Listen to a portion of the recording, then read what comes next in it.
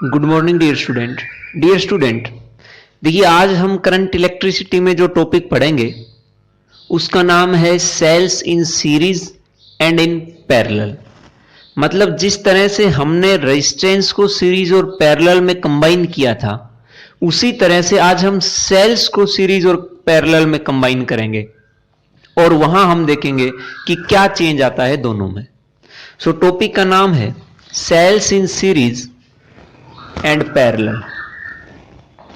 Cells in series and in parallel, ये हमारा topic का नाम रहेगा। सबसे पहले हम देखते हैं cells in series. Series combination of cells, series combination of cells. आप रेजिस्टेंस का सीरीज और पैरेलल कॉम्बिनेशन पढ़ चुके हैं, कैपेसिटर का भी सीरीज और पैरेलल कॉम्बिनेशन पढ़ चुके हैं। उसी तरह से सेल्स का भी हम सीरीज कॉम्बिनेशन पढ़ेंगे, सीरीज कॉम्बिनेशन ऑफ सेल्स। सो यहां पे मान लीजिए कि आपके पास दो सेल हैं और सेल का सिंबल आपको पता ही है कि कुछ इस तरह से होता है। सो यहां पे आप मान लीजिए कि आपके पास दो सेल हैं और वो दोनों सेल सीरीज में कनेक्टेड हैं। एक सेल ये हो गई है, दूसरी सेल ये हो गई है। ये दोनों सेल हमारे पास सीरीज में कनेक्टेड हैं। ये पॉजिटिव टर्मिनल, ये नेगेटिव टर्मिनल फर्स्ट सेल का, ये पॉजिटिव टर्मिनल और नेगेटिव टर्मिनल ये सेकंड सेल का। इस फर्स्ट सेल की आप ईएमएफ का नाम दे दीजिए E1। This is the EMF of first cell और इसको हमने नाम दिया E2। This is the EMF of second cell. इस सीरीज कॉम्बिनेशन के केस में हमारे पास इसमें करंट फ्लो करता है I। इसमें I करंट फ्लो कर रहा है। जब तक करंट I फ्लो नहीं कर रहा था, उस टाइम तक यहां जो पोटेंशियल डिफरेंस थी सेल्स के अक्रॉस, इसके अक्रॉस E1 थी, इसके अक्रॉस E2 और इसका हम नाम देते हैं EMF। लेकिन आप ये जानते हैं कि जैसे ही करंट फ्लो होने लगेगा, ये EMF कुछ डिक्रीज होगा, ये मैक्सिमम पोटेंशियल डिफरेंस डिक्रीज होगा। और डिक्रीज कितना होगा वो आप देखिए। मान लो यहां आप नाम दे दीजिए, इस पॉइंट का नाम A है, इस पॉइंट का नाम B है और इस पॉइंट का नाम C है। ये हमने नेमिंग कर दी अलग अलग पॉइंट्स की। अब यहां पे जैसे ही करंट फ्लो होगा तो इस मैक्सिमम पोटेंशियल डिफरेंस में से कुछ पोटेंशियल डिक्रीज होगी और डिक्रीज होने के बाद जो पोटेंशियल हमें मिलेगी वो बनती है टर्मिनल पोटेंशियल डिफरेंस। मतलब करंट फ्लो होने के बाद इनके टर्मिनल्स के बीच जो पोटेंशियल डिफरेंस होगा उसका नाम हम देंगे टर्मिनल पोटेंशियल डिफरेंस। और वही पोटेंशियल डिफरेंस इन दो पॉइंट्स के बीच होगी। वही टर्मिनल पोटेंशियल डिफरेंस जो यहां था वही इस पॉइंट B और A के बीच में भी होगी। सो हमें वो टर्मिनल पोटेंशियल डिफरेंस निकालनी है, कितनी होगी। आपने पढ़ रखा है कि V equals to E minus I R. ये एक्सप्रेशन आपने जब हमने सेल, ईएमएफ और इंटरनल रेजिस्टेंस के बारे में पढ़ा था तो ये हमने एक्सप्रेशन निकाली थी। उस केस में ये टर्मिनल पोटेंशियल डिफरेंस था। अब की बार हम दो सेल लेके चले हैं तो फर्स्ट सेल के अक्रॉस कितना टर्मिनल पोटेंशियल डिफरेंस होगा, और जितना टर्मिनल पोटेंशियल डिफरेंस उतना ही इन दोनों पॉइंट्स A और B के बीच में पोटेंशियल डिफरेंस। तो इनडायरेक्टली हम ये भी कह सकते हैं कि हम पोटेंशियल डिफरेंस निकाल रहे हैं A और B के बीच। सो A और B के बीच पोटेंशियल डिफरेंस कितना आएगा, VA minus VB। This is equals to, इस एक्सप्रेशन से हम लिखेंगे E की जगह है यहां E1 माइनस I, साथ में करंट फ्लो हो रहा है सेल में से I और उसी करंट को फ्लो कराने के लिए सेल में से इस मैक्सिमम पोटेंशियल डिफरेंस में से कुछ ड्रॉप हुआ सेल के इंटरनली। क्यों हुआ? क्योंकि सेल का एक इंटरनल रेजिस्टेंस होता है, उसके कारण ये मैक्सिमम से कुछ डिक्रीज हो गई है, तो हमें ये वैल्यू मिलेगी। कितना डिक्रीज हुई होगी? आर, अगर इस R1 इस फर्स्ट सेल का इंटरनल रेजिस्टेंस है और R2 इस सेकंड सेल का इंटरनल रेजिस्टेंस है, तो करंट हमें पता है, अगर करंट को मैं इस फर्स्ट सेल के इंटरनल रेजिस्टेंस से मल्टीप्लाई कराऊं तो ये वैल्यू वो आएगी जो डिक्रीज हुई है। इतना डिक्रीज हुआ है इस मैक्सिमम पोटेंशियल डिफरेंस में से। सो ये हमारे पास एक्सप्रेशन आ गई है, potential difference across A and B, इसका आप नाम दे दो 1। सिमिलरली बी और सी के बीच कितना पोटेंशियल डिफरेंस रहेगा, उसका आप नाम दे दीजिए V B C, means V B minus V C.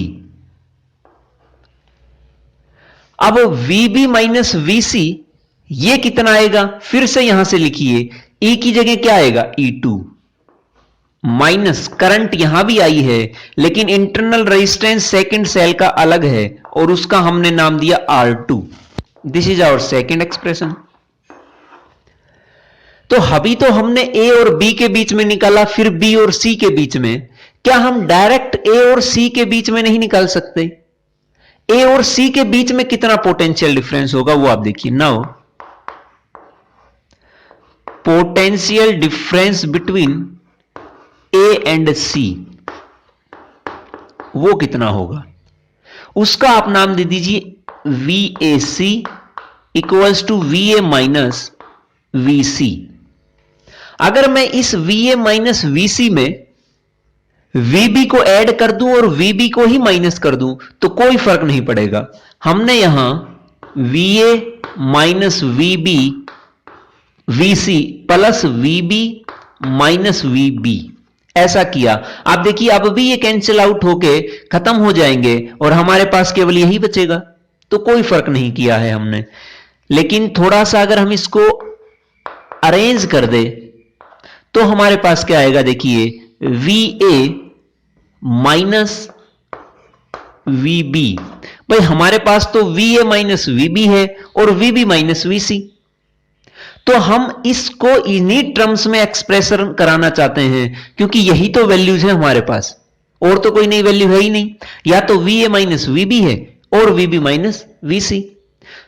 तो पोटेंशियल डिफरेंस ए और सी के बीच निकालने के लिए हमें इनका ही यूज करना पड़ेगा, इसीलिए हम ये इंट्रोड्यूस करा रहे हैं। V A minus V B, आप देखिए ये फर्स्ट टर्म वही है जो यहां हमने पढ़ी है, साथ में प्लस, क्या मैं V B minus V C नहीं लिख सकता? सो ये V B minus V C, यहां से आप V A minus V B की वैल्यू पुट करिए, V B minus V C की वैल्यू पुट करिए, हमें मिलेगा potential difference across A and C V A minus V B, this is equals to E1 minus I R one plus V B minus V C E2 minus I R two. ये हमारे पास आ गया है, this is the potential difference between A and C. अब यहां पे इसको और थोड़ा हम रीअरेंज करें, so V A C equals to, जो ईएमएफ थी उनको एक साथ रख लीजिए, ये मिलेगा E1 प्लस E2, साथ में ये है minus I R one minus I R two. तो यहां से अगर मैं माइनस कॉमन ले लूं और आई भी कॉमन ले लूं तो अंदर ब्रैकेट में बचेगा R1 प्लस R2। अब ये पोटेंशियल डिफरेंस जो VAC था, ये इन दोनों सेल्स का कंबाइन पोटेंशियल डिफरेंस आया है A और C पॉइंट के बीच। सो यहां अब इस E1 प्लस E2 को, ये जो टोटल EMF बन रही है, इसको हम नाम देंगे E equivalent, minus R1 plus R2 को हम नाम देंगे R इक्विवेलेंट, और ये है V। इसका मतलब जब हम सीरीज में रेजिस्टेंस को जोड़ते थे तो इक्विवेलेंट निकालते थे सीरीज के लिए R1 plus R2 plus R3 up to Rn।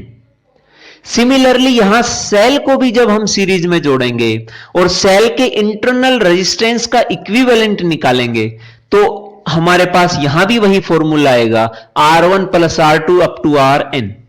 So R equivalent हमारे पास ये आ गया है। It means R equivalent equals to R1 plus R2। ये दो सेल के लिए था। अगर हम n सेल जोड़ दें तो n सेल के लिए क्या आएगा, 4n सेल। तो हमारे पास R इक्विवेलेंट आएगा R1 plus R2 up to Rn। ध्यान रखिए इसे आप। अब वापिस चलते हैं ईएमएफ पे। जब हमने दो सेल्स को कनेक्ट किया तो ईएमएफ आई E1 प्लस E2। सो ये इक्विवेलेंट ईएमएफ है। सो इक्विवेलेंट ईएमएफ आई आपके पास दो सेल के लिए E1 plus E2। For n cell, n cell के लिए ईएमएफ कितनी आएगी, सिंपली आप ऐड करते चलिए E1 plus E2 up to En। ये n सेल के लिए आएगी और वो R इक्विवेलेंट था, वो भी n सेल के लिए ही था जो हमने R1 प्लस R2 और अप टू Rn तक किया। अब यहां पे ये हम सीरीज कॉम्बिनेशन की बात कर चुके हैं, सीरीज कॉम्बिनेशन ऑफ सेल्स। लेकिन यहां पे आप देखिए हमने एक बैटरी का या एक सेल का एक टर्मिनल लिया जिसको कनेक्ट कराया दूसरी सेल के एक टर्मिनल से, तो हम उनको नाम देंगे cells are connected in series.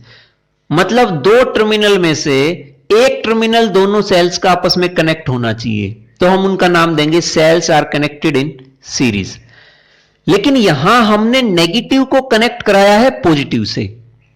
क्या हम नेगेटिव नेगेटिव कनेक्ट नहीं करा सकते? हम नेगेटिव नेगेटिव भी कनेक्ट करा सकते हैं। अगर हम इसकी पोलैरिटी चेंज कर दें, सेकंड सेल की पोलैरिटी चेंज करने का मतलब जहां नेगेटिव था वहां पॉजिटिव कर दो, जहां पॉजिटिव है वहां नेगेटिव, रिवर्स कर दीजिए। तो रिवर्स करेंगे तो यहां हमारे पास आएगा, ये था पॉजिटिव फर्स्ट सेल का, ये नेगेटिव, और रिवर्स कर दिया तो ये नेगेटिव बनेगा, ये positive. E1 E2 internal resistance R1 और internal resistance R2, A B C। अब अगर हम इस A और C के बीच में पोटेंशियल डिफरेंस निकालें तो क्या फर्क आएगा? कोई फर्क नहीं आएगा, एक थोड़ा सा चेंज आएगा। वो क्या चेंज आएगा वो आप देख लीजिए। उसमें चेंज ये आएगा, और करंट इसमें से फ्लो कर रहा था I। सो पहली जो टर्म हमने लिखी थी वो है E1 प्लस E2। यहां डिफरेंस ये आएगा कि फर्स्ट का तो हमने ऐसे ही रखा E1। आप देखिए सेकंड सेल में से करंट एंटर तो करता है पॉजिटिव टर्मिनल से, एग्जिट करता है नेगेटिव टर्मिनल से। सो यहां पे जब करंट सेल के नेगेटिव टर्मिनल से एग्जिट करेगा तो हम सेल की ईएमएफ के आगे माइनस साइन यूज करेंगे। सो ये बनेगा E1 माइनस E2। बाकी जो कंडीशंस रहेंगी वो बाकी कंडीशन सेम रहेगी। इक्विवेलेंट रेजिस्टेंस निकालने के लिए सेल को ऐसे कनेक्ट करिए या रिवर्स कराइए, डजेंट मैटर, वो सेम रहेगा। R इक्विवेलेंट प्लस नहीं था, sorry, minus I R1 plus R2। सो अब जब हमने इनकी पोलैरिटी चेंज कर दी थी तो इक्विवेलेंट ईएमएफ तो आया E1 माइनस E2 और R इक्विवेलेंट आया R1 प्लस R2। आप देख सकते हैं कि इस इक्विवेलेंट रेजिस्टेंस में कोई फर्क नहीं आया, लेकिन ई इक्विवेलेंट में डिफरेंस आ गया है। सो ये आप ध्यान रखेंगे, जब हम पोलैरिटी चेंज कर दें तो जो या इसको आप ये ध्यान रखिए कि करंट सेल के कौन से टर्मिनल से एग्जिट कर रहा है। जिस टर्मिनल से करंट एग्जिट करेगा वही साइन हम ईएमएफ के आगे लगाएंगे। अगर पॉजिटिव से एग्जिट करता है तो हम पॉजिटिव साइन लगाएंगे, अगर नेगेटिव टर्मिनल से एग्जिट करता है तो हम नेगेटिव साइन यूज करेंगे। यह हम इक्विवेलेंट ईएमएफ सीरीज के लिए यूज करेंगे। और वैसे सिंपली आप देखिए ऐड ही करते चलेंगे। साइन माइनस तो इसलिए आया क्योंकि हमने इसको रिवर्स कर दिया।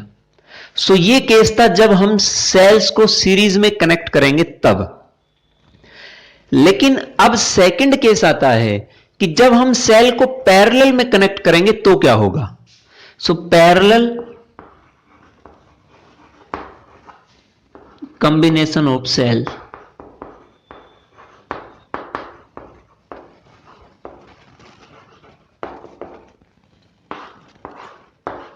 Parallel combination of sales.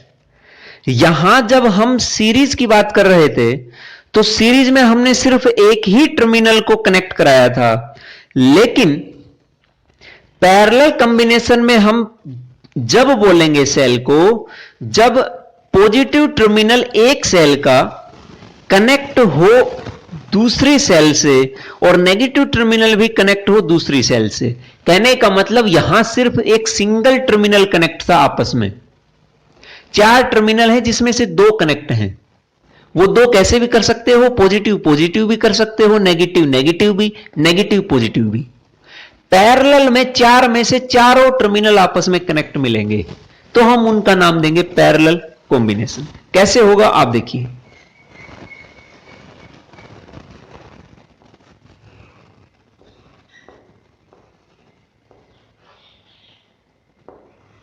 ये हमने फर्स्ट सेल लगा दी, इसकी ईएमएफ है E1। ये सेकंड सेल और इसकी ईएमएफ है E2। ये हो गया। इस पॉइंट का नाम दे दो आप B या A और इस पॉइंट का नाम दे दो आप B। करंट फ्लो करता है इसमें से। जब तक करंट फ्लो नहीं कर रहा था इन टर्मिनल्स के बीच पोटेंशियल डिफरेंस मैक्सिमम, उसकी वैल्यू E1 और E2। इसके लिए E1, इसके लिए E2। जैसे ही करंट फ्लो होने लगा इनकी वैल्यू डिक्रीज होगी। कितनी डिक्रीज होगी वो आपको पता ही है। सो यहां पे आप देखिए इसमें हम कैसे चलेंगे आगे। इनमें करंट मान लो पहले फ्लो हो रहा है I, इस तरफ से करंट आ रहा है और वो I करंट है। ये I करंट इस पॉइंट पे जाते ही दो पार्ट्स में डिवाइड होगा क्योंकि रास्ते दो हैं। अब यहां यह नहीं कहना है कि करंट इक्वल अमाउंट में डिवाइड होगा। इक्वल अमाउंट में डिवाइड तब होता जब दोनों सेल सेम होती। यहां ईएमएफ दोनों सेल की अलग अलग, इंटरनल रेजिस्टेंस भी अलग अलग, तो करंट भी इनमें आएगा अलग अलग। इसका नाम दे दीजिए आप I1 और इसमें से नाम दे दीजिए I2। I1 इसमें से जाएगा, I2 इसमें से जाएगा। ए पॉइंट पे आते ही फिर से दोनों करंट मिलेंगे और फिर से हमें नेट करंट I मिलेगा कि नहीं। इसका मतलब I equals to I1 plus I2। ये हमारे पास आ गया है। So now I equals to I1 plus I2। इसका हम यूज करेंगे, इसे ध्यान रखिए। अब फिर से हम इस यहां से A और B के बीच में पोटेंशियल डिफरेंस निकालते हैं। कैसे निकालेंगे? एक बार इस सेल के लिए, एक बार इस सेल के लिए। फॉर फर्स्ट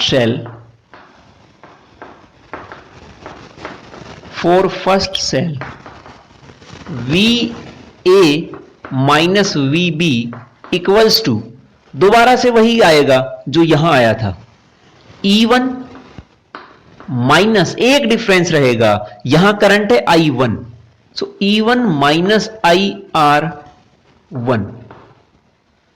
ये हो गया है फर्स्ट सेल के लिए। For second cell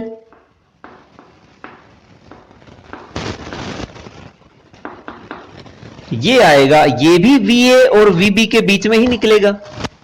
so VA minus VB E2 minus IR2। ये हमारे फर्स्ट के लिए था ऊपर वाला, और नीचे वाला है सेकंड सेल के लिए। और दो पॉइंट्स जिनके बीच में हमने पोटेंशियल डिफरेंस निकाला वो सेम रहा। आप देखिए लेफ्ट हैंड साइड दोनों की बराबर हैं। अब यहां से ये दोनों की बराबर हैं, इनका मतलब इन दोनों पॉइंट्स के बीच पोटेंशियल डिफरेंस सेम, इन दोनों के बीच सेम, तो बैटरी के दोनों टर्मिनल्स के बीच भी पोटेंशियल डिफरेंस सेम आएगा। इस VA माइनस VB को हम नाम दे दे V,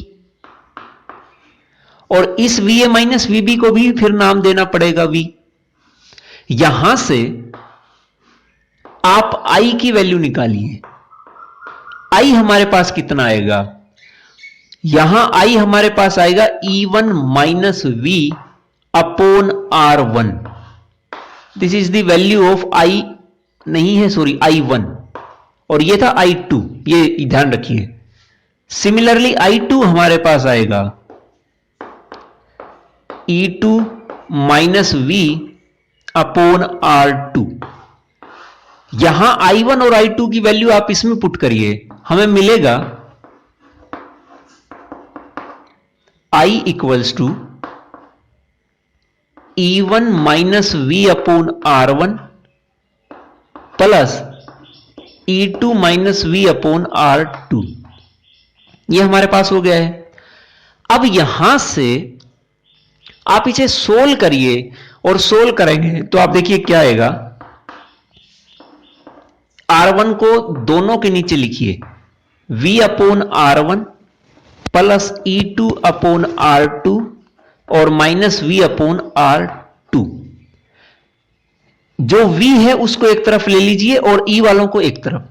यह बनेगा E1 upon R1 plus E2 upon R2 plus, यहां से प्लस नहीं आएगा, सॉरी माइनस आएगा, क्योंकि इसके आगे भी माइनस, इसके आगे भी माइनस, माइनस कॉमन ले लिया, साथ में V भी कॉमन ले लिया। यह हमारे पास आया R1 प्लस 1 अपॉन R2।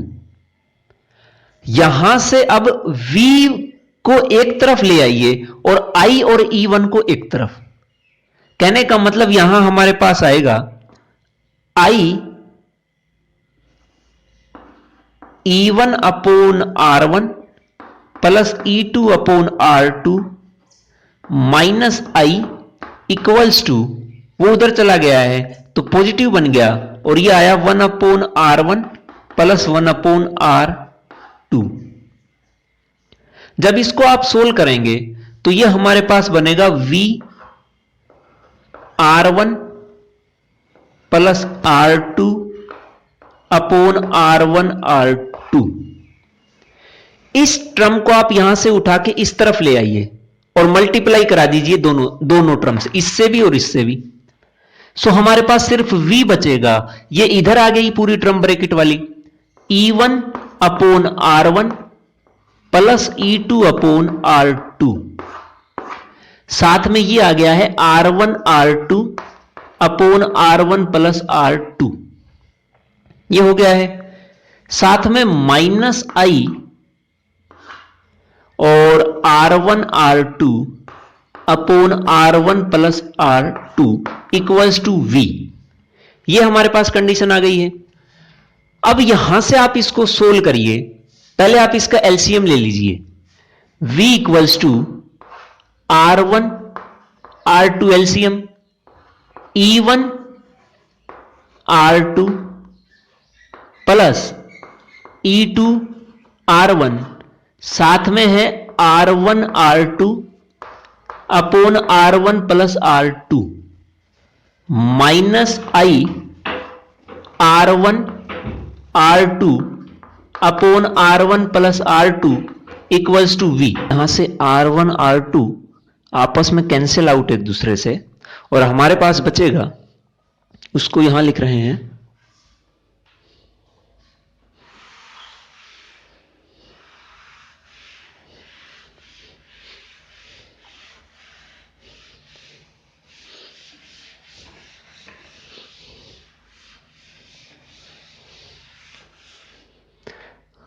हमारे पास है V equals to E1 R2 plus E2 R1 upon E1 plus E2 equals R1 plus R2 R1 plus R2 plus I R1 R2 upon R1 plus R2। अगर हम इस expression को equate कराएं इससे, V equals to E equivalent, और ये बीच में माइनस साइन है, माइनस IR इक्विवेलेंट। सो यहां से आप देखिए, अगर इन दोनों को हम इक्वेट करें तो E इक्विवेलेंट की जगह आया हुआ है हमारे पास E1 R2 plus E2 R1 upon R1 plus R2। It means इस पैरेलल कॉम्बिनेशन में जो हमारे पास सेल का इक्विवेलेंट आया वो बनेगा E1 R2 plus E2 R1 upon R1 plus R2। This is the equivalent of parallel combination of cell. Similarly R equivalent अगर आप यहां से देखें, सो R इक्विवेलेंट आया हमारे पास R1 R2 upon R1 plus R2। इसको और सिंपलर वे में हम लिखना चाहें तो रिवर्स कर दीजिए, आपके पास आएगा 1 upon R1 plus 1 upon R2। ये हमारे पास R इक्विवेलेंट निकालने का फॉर्मूला जब हम सेल्स को पैरेलल में कनेक्ट करेंगे, और ये हमारे पास इक्विवेलेंट EMF जब हम सेल को पैरेलल में कनेक्ट करेंगे। अब यहां पे हमने पॉजिटिव को पॉजिटिव से कनेक्ट कराया, नेगेटिव को नेगेटिव से कनेक्ट कराया। अगर मैं यहां भी इनका ऑर्डर चेंज कर दूं, इस सेल को मैं रिवर्स करा दूं, मतलब अब की बार नेगेटिव पॉजिटिव से कनेक्ट हो, पॉजिटिव नेगेटिव से, तो क्या डिफरेंस आएगा देखिए।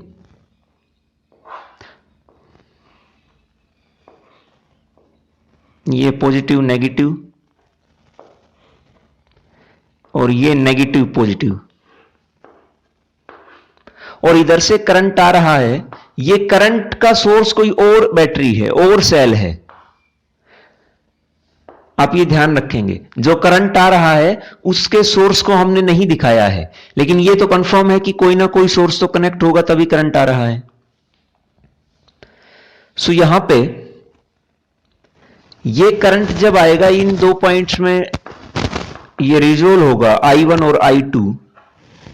सो यहां डिफरेंस क्या आएगा, इस फर्स्ट सेल से तो पॉजिटिव टर्मिनल से ही करंट निकलेगा बाहर, लेकिन रिवर्स कराने से सेकंड सेल को करंट नेगेटिव टर्मिनल से बाहर निकलेगा, और यहां आके फिर मिलेंगे तो फिर से I बनेगा हमारे पास, I equals to I1 plus I2। So यहां डिफरेंस ही आएगा कि जिस टर्मिनल से निकलेगा करंट, एग्जिट करेगा, वही साइन हमें यूज करना है।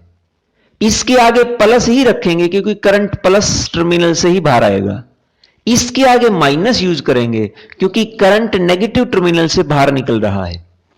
सो ये अब की बार इक्विवेलेंट EMF आएगा इस केस में, E equivalent equals to E1 R2 minus E2 R1 upon R1 plus R2। ये इक्विवेलेंट आएगा। रेजिस्टेंस के इक्विवेलेंट पे कोई फर्क नहीं पड़ेगा, ये ऐसे ही निकलेगा जैसे ये फॉर्मूला लिख रखा है हमने। अब यहां हमने दो सेल की ही बात की है, अगर n सेल हो तो हम क्या करेंगे, साथ में आप इसको इस तरह से भी करा सकते हो, E equivalent upon R equivalent equals to, हमारे पास आएगा, अगर आप इन दोनों को डिवाइड करके देखोगे तो आप पाओगे कि हमें मिलेगा E1 upon R1 plus E2 upon R2। ये हमारे पास अगर इस इक्विवेलेंट और R इक्विवेलेंट को डिवाइड करोगे तो ये मिलेगा, और ये तब मिलेगा जब हम पैरेलल कॉम्बिनेशन लेके चले हैं तब। सो ये तो हमने दो सेल की बात कर ली। अगर n सेल होती तो क्या होता, फॉर n सेल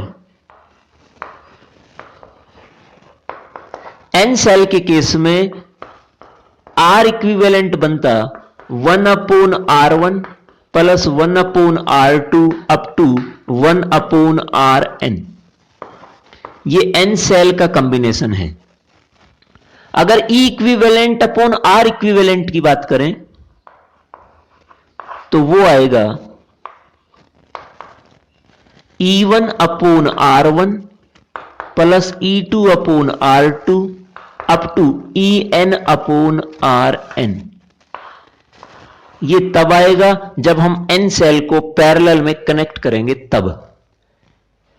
ये था combination of cell in series and parallel.